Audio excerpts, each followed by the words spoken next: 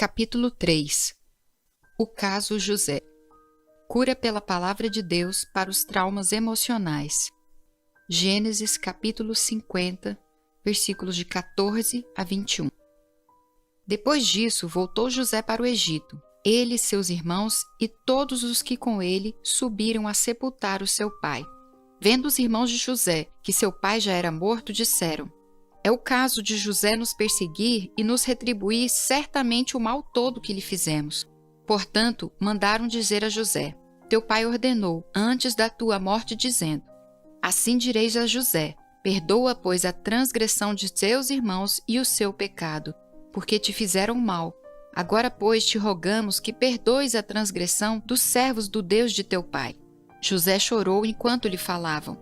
Depois vieram também seus irmãos, prostraram-se diante dele e disseram: eis-nos aqui por teus servos. Respondeu-lhe José: não temais, acaso estou eu em lugar de Deus? Vós, na verdade, intentastes o mal contra mim, porém Deus o tornou em bem, para fazer como vedes agora, que se conserve muita gente em vida. Não temais, pois, eu vos sustentarei a vós outros e a vossos filhos. Assim os consolou e lhes falou ao coração. Todas as pessoas, ao longo de sua existência, sofrem traumas emocionais. Isso acontece quando somos machucados pela vida ou por indivíduos, próximos a nós ou não. Os traumas emocionais podem deixar feridas profundas na alma. Sua dor é dupla, pois somada ao sofrimento do episódio em si, vem o senso de impotência. Entendemos que fomos incapazes de impedir a violência cometida contra nós. Vem o ressentimento por havermos sido injustiçados e o temor de que isso possa acontecer novamente, tornando a ferir-nos. Então, fechamo-nos em nós mesmos, atrás de uma muralha construída de amargura, desejo de vingança, autopiedade, medo e desconfiança. Essa barreira, que erguemos com o objetivo de proteger-nos de novos dissabores, pode até ser eficiente nesse sentido. Contudo, simplesmente impede-nos de viver. Armamo-nos contra a vida na tentativa de manter-nos afastados do que ela tem de ruim. Só que assim deixamos do lado de fora também o que ela tem de melhor. John Stevens disse: os muros que nos protegem contra flechas e lanças barram também rosas e beijos. Se analisarmos um exemplo bíblico de um coração ferido, o de José, descobriremos que há cura para os traumas emocionais, para as dolorosas lembranças dos sofrimentos que nos são causados por terceiros. A dor dos traumas emocionais. Acontecimentos ruins podem acometer qualquer cristão e deixá-lo triste, amargo e até revoltado. E se alguém tinha motivos para tornar-se uma pessoa dura e vingativa, era José do Egito. Poucas pessoas enfrentaram grandes e profundos golpes da vida ainda nos tenros anos da juventude, como aconteceu a ele. Apesar de ter sido um servo fiel a Deus, José passou por muito sofrimento. Ainda garotinho, perdeu a mãe, Raquel, que morreu ao dar à luz Benjamim, nas proximidades de Belém. Em casa, era perseguido e odiado pelos irmãos mais velhos, 10 ao todo, filhos das outras mulheres de seu pai. Se sua infância não fora das melhores, a adolescência lhe reservava novas desgraças. Aos 17 anos, foi raptado pelos irmãos e vendido como escravo a mercadores midianitas que viajavam para o Egito. Parecia que todas as coisas não poderiam ficar piores, mas ficaram. Na casa de Potifar, oficial egípcio para o qual os midianitas o venderam, ele sofreu assédio sexual de sua patroa, sendo depois caluniado por ela. Em virtude dessa mentira, foi preso injustamente e amargou pelo menos 3 anos de prisão, cercado de criminosos e abandonado pelas pessoas às quais ajudara. Você pode imaginar como aquele jovem se sentia? Tudo concorria para torná-lo um homem condenado à enfermidade e à tristeza. Mesmo que conseguisse recuperar a liberdade e recomeçar a vida, José, vítima de tantas injustiças, carregando uma coleção tão grande de lembranças dolorosas, tantas feridas abertas no coração, nunca mais seria feliz. Coisas ruins acontecem a todo mundo. O fato de sermos servos de Deus e crentes em Cristo não nos torna imunes ao sofrimento. Não nos isenta de dores, doenças, acidentes, contrariedades, traições, perdas, separações, injustiças, decepções e tantos outros reveses que povoam as possibilidades da existência humana. Jesus queria deixar seus seguidores cientes disso quando lhes disse: "Estas coisas vos tenho dito, para que tenhais paz em mim. No mundo passais por aflições, mas tende bom ânimo, eu venci o mundo." João 16:33. E os discípulos aprenderam a lição, constataram na prática a veracidade das palavras do Mestre. Escrevendo ao jovem Timóteo, o apóstolo Paulo afirma: "Tu, porém, tens seguido de perto o meu ensino, procedimento, propósito, fé, longanimidade, amor, perseverança, as minhas perseguições e os meus sofrimentos, quais me aconteceram em Antioquia, Icônio e Listra, que variadas perseguições tenho suportado, de todas, entretanto, me livrou o Senhor. Ora, todos quantos querem viver piedosamente em Cristo Jesus serão perseguidos." 2 Timóteo capítulo 3, versículos de 10 a 12. Os traumas emocionais nos colocam na companhia de pessoas da estirpe de José, Timóteo, Paulo e do próprio Jesus. O sofrimento nos confirma como membros da raça humana em geral e do povo de Deus em particular. Francisco Otaviano disse: "Quem passou pela vida em branca nuvem e em plácido palácio adormeceu, quem não sentiu o frio da desgraça, quem passou pela vida e não sofreu, foi espectro de homem, não foi homem, só passou pela vida, não viveu." Sendo assim, o que realmente fará diferença, o que contará de fato para a vitória ou fracasso, para a felicidade ou desespero, não é se sofremos ou não traumas emocionais, mas sim a nossa atitude diante deles.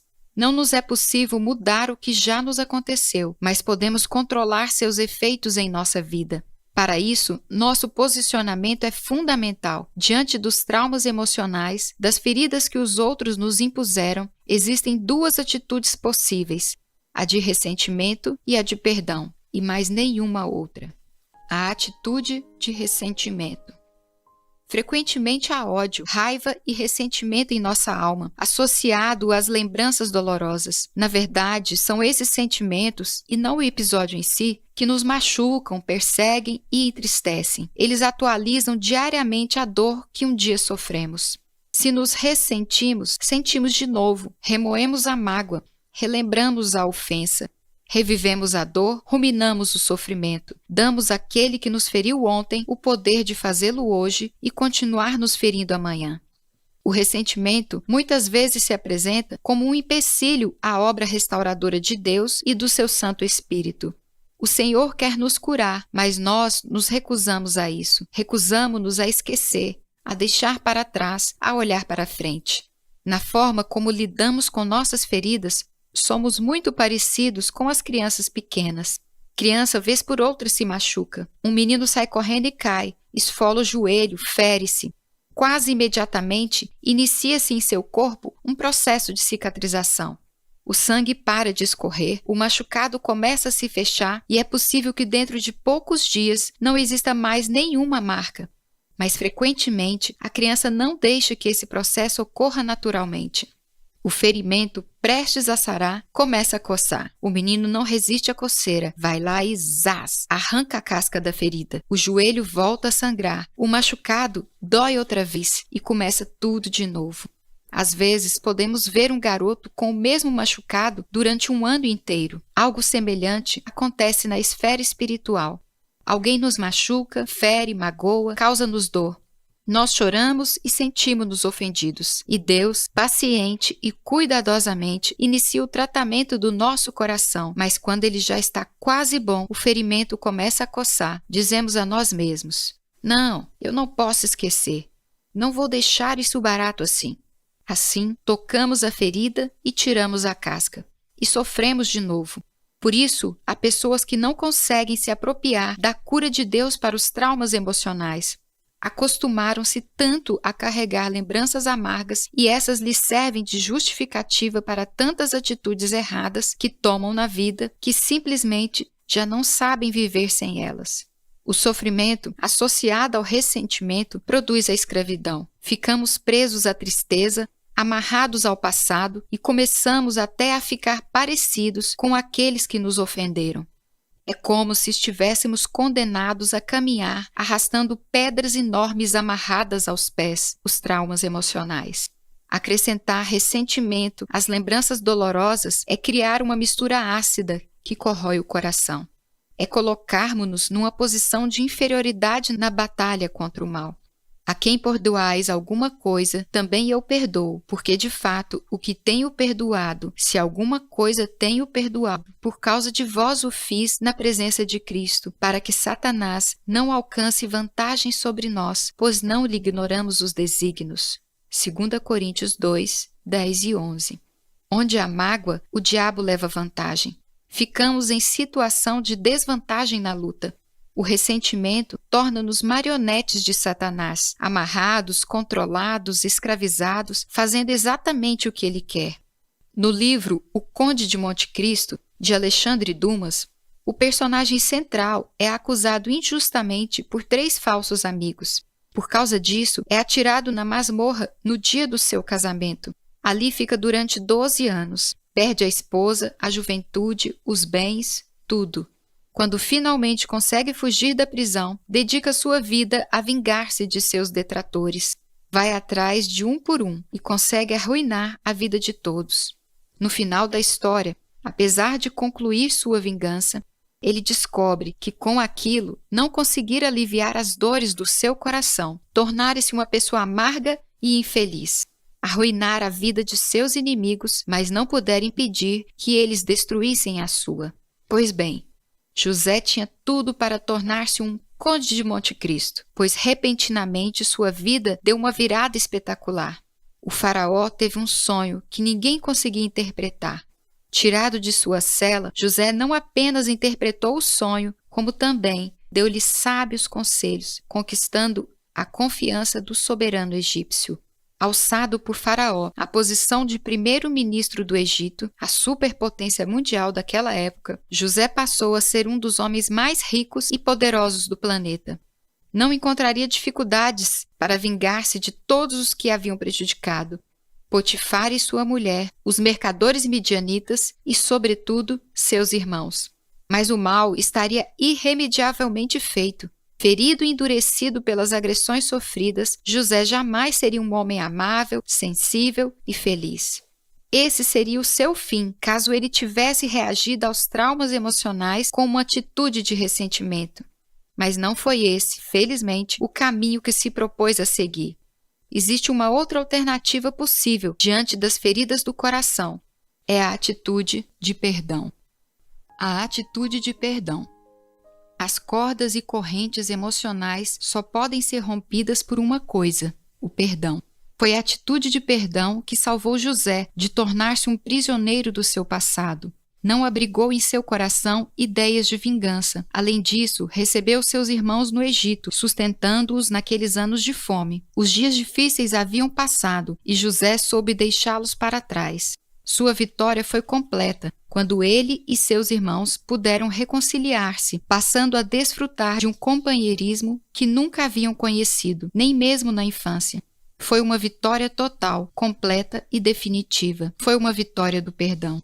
Perdoar é mais do que uma demonstração de grandeza de caráter, é um ato de libertação e de conquista. Perdoar é usar uma arma contra a qual o inimigo não tem defesa, pois a partir do instante em que lhe perdoamos, não há mais nada, não há mais mal que ele possa causar-nos. Perdoar é libertar-nos do domínio de quem nos magoou e da opressão de Satanás proveniente do ressentimento. Perdoar é o ato mais subversivo que alguém pode praticar, pois é aquilo que os inimigos jamais esperam que ele faça. Perdoar é deixar de viver no passado, é livrar-se dele para desfrutar do presente e conquistar o futuro. Perdoar é permitir que a cura interior de Deus se efetue, promovendo o alívio para as dores da alma. Portanto, meu irmão, tendo em vista tudo isso, perdoe. Amar os inimigos é um mandamento bíblico. Livro de Mateus, capítulo 5, versículos 43 e 44. E como as demais ordenanças divinas, é para o nosso próprio bem. A outra alternativa é uma vida amargurada, onde nada dá certo, e se der, não vai gerar o prazer que se espera. É a mágoa sufocante, a desconfiança cínica, a revolta destruidora. Você chegou ao difícil momento de escolher entre manter o orgulho ferido ou dar o perdão libertador. Deve optar entre ficar num canto lambendo as feridas ou então apossar-se da cura e da alegria do Senhor. Mas esteja certo, não pode ficar com as duas coisas. É preciso escolher. Talvez para você não seja fácil perdoar, abrir mão de sentimentos de mágoa e de projetos de vingança que alimentou durante tanto tempo em seu coração. Mas creia-me, você pode fazê-lo. Senão, o Senhor não ordenaria que o fizesse. O perdão é a provisão de Deus para garantir nossa felicidade. Você pode examinar sua vida até aqui e constatar o que o ressentimento tem lhe causado? Vale a pena continuar com isso? E se continuar, lembre-se, foi a escolha que você fez. Você pode culpar alguém pelo sofrimento que lhe causou ontem, mas não pelo que padece hoje. Esse é o fruto de uma decisão deliberada de não perdoar. Exponha a Deus sua necessidade de perdoar e a sua dificuldade de fazê-lo. Renuncie à atitude de ressentimento e aos projetos de vingança. Permita que o amor de Cristo derrame-se sobre a ferida do seu coração, fechando-a para sempre. Jesus sabe como você se sente. Ele também precisou perdoar as pessoas que o machucaram e o fez ainda na cruz, segundo Lucas, capítulo 23, versículo 34. Ele deseja vê-lo feliz, liberto dos traumas emocionais e o guiará nessa empreitada de perdão, libertação e cura. Houve algo que ajudou José do Egito a tomar a difícil atitude de perdoar. Pelos olhos da fé, ele foi capaz de enxergar uma profunda verdade espiritual, que o Senhor converte em bênção o mal que intentam contra nós. Descobriu que até uma pedra lançada contra nós pelo diabo é por Deus transformada em flor. Experimentou que todas as coisas cooperam para o bem daqueles que amam a Deus, segundo Romanos 8:28. Os atos mesquinhos dos outros acabaram por conduzir José a uma posição de prosperidade, equilíbrio e alegria. Vós, na verdade, intentastes o mal contra mim, porém Deus o tornou em bem, para fazer como vedes agora, que se conserve muita gente em vida. Verso 20. Afinal, fora assim que ele se tornara governador do Egito. Todas as coisas cooperam para o bem daqueles que amam a Deus. É, a meu ver, o versículo mais difícil de se acreditar em toda a Bíblia, principalmente quando atravessamos um momento de angústia ou trazemos no peito lembranças que não conseguimos superar. No entanto, trata-se de uma afirmação maravilhosamente verdadeira. Conta-se que um rei tinha o hábito de caçar nas florestas, sempre acompanhado de um conselheiro muito querido. Um dia, porém, ao disparar a arma, a mesma explodiu, arrancando-lhe um dos dedos da mão direita. Inconformado, o monarca perguntou ao seu companheiro de caçada como pudera Deus permitir que tal coisa acontecesse. Bem, majestade, respondeu ele, a Bíblia diz que todas as coisas cooperam para o bem daqueles que amam a Deus. Logo, só posso concluir que se ele permitiu que o senhor passasse por tal infortúnio, é porque isso acabará por concorrer para o seu bem. O rei ficou ofendidíssimo com a resposta. Como aquela mutilação humilhante poderia trazer-lhe algum benefício? Que absurdo! Ainda cheio de amargura e revolta, ordenou que o piedoso conselheiro fosse preso. Alguns meses se passaram e o rei voltou às caçadas. Dessa vez, algo ainda mais grave lhe aconteceu.